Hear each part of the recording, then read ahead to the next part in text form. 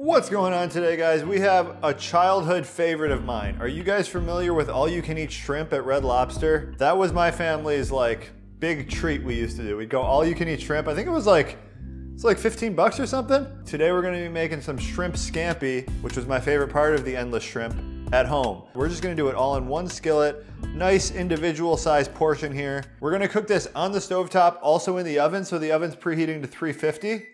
We're gonna get this pan preheating to medium heat. So I'm actually gonna be doing a half recipe. If you click on the blog post linked in the description of this video, that'll take you to our website. It shows the ingredients and instructions for a full recipe. We're doing a half recipe here today. So I'm gonna start with half a stick of butter, get us a good flavor base going. And if you guys are like really new to cooking, the one thing is like you can never really go too wrong if you have butter, onions, and garlic to start the recipe. You can pretty much throw anything else in, it tastes good. And then we're gonna do half a tablespoon of minced garlic. Okay, so we're starting to see a little color going on here. The garlic is very fragrant. Now we're gonna add some white wine. You can leave this out. I used to always make shrimp scampi and I would leave out the wine, but it definitely enhances it. So we're gonna use a half a cup of white wine. And I think a lot of the alcohol cooks off, but I'm not 100% sure on that. Don't quote me on that. Okay, so this is your classic shrimp scampi base right here. We're gonna add the shrimp. And you just wanna make sure everything's nice and coated in the sauce and then kind of flatten it out. That looks pretty good to me. And then we're gonna take a 1/4 cup of Parmesan cheese, and usually cheese and seafood is not really the best combo. I think shrimp scampi is one of the few exceptions. We're just gonna top this with a solid 1/4 cup or so of Parmesan cheese.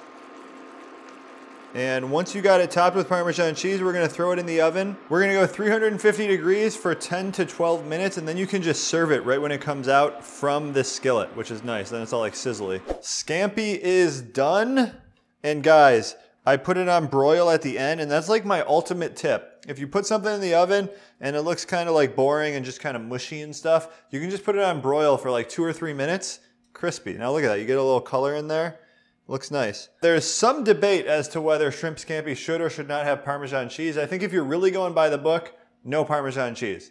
But I like Parmesan cheese in mine. It's more of like a creamy shrimp scampi.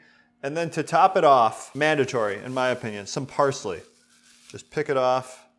Pick off some pieces here. You can chop it up if you want to, but the fresher the better. You can also garnish it with some lemon wedges. And all that's left to do is give it a try. And in my opinion, this is like a good mix up for a weeknight meal because it's not that complex. It's really like different, and people don't know what to do with seafood and shrimp, and this is just a really flavorful recipe. So here we go. Hot.